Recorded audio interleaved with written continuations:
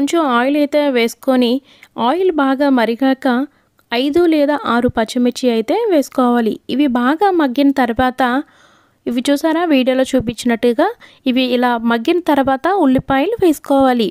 ఉల్లిపాయలు బాగా మగ్గాలి అంటే కొంచెం సాల్ట్ వేసుకొని మూత పెట్టేసుకుంటే బాగా మగ్గుతాయి.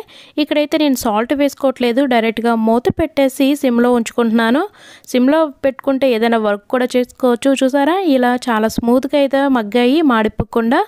ఇవి బాగా వేగిన తర్వాత కొంచెం అల్లం వెల్లుల్లి పేస్ట్ వేసుకొని కలుపుకోవాలి.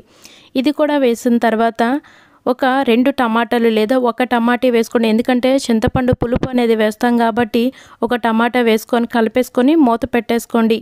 మూత తీసిన తర్వాత చూస్తారా ఇలా మగ్గిపోయాయి.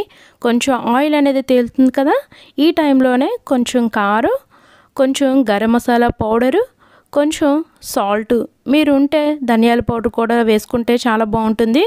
సో నేను ఇక్కడైతే వేయలేదు, ఇంట్లో ఏవి ఉంటే వాటితోనే చేస్తున్నాను.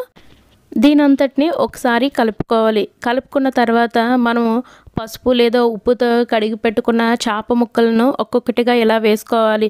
ఒకేసారి వేసుకోవటం వల్ల అవి విడిపోవచ్చు. సో అందుకని ఒక్కొక్కటిగా ఇలా వేసుకోండి. ఇలా వేసుకున్న తర్వాత మనం ముందుగా ప్రిపేర్ చేసుకున్న చింతపండు పులుపునైతే ఇలా వేసుకోండి.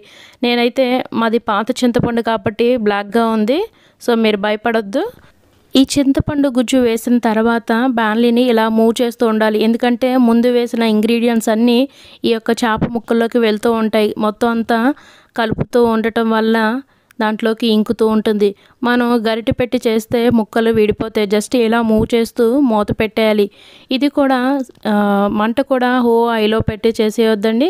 జస్ట్ మీడియంలో పెట్టి చేసేస్తే చాలా ఈజీగా అయిపోతుంది. చూసారా ఇలా ఆయిల్ తేలుతూ ఉన్నప్పుడు మనం ఆపేసుకొని ఒక పావు గంట, ఒక 20 నిమిషాలు పక్కన పెట్టేస్తే చాలా బాగా ఆ యొక్క ముక్కల్లోకి ఆ గ్రేవీ అనేది లోపలికి వెళ్తుంది.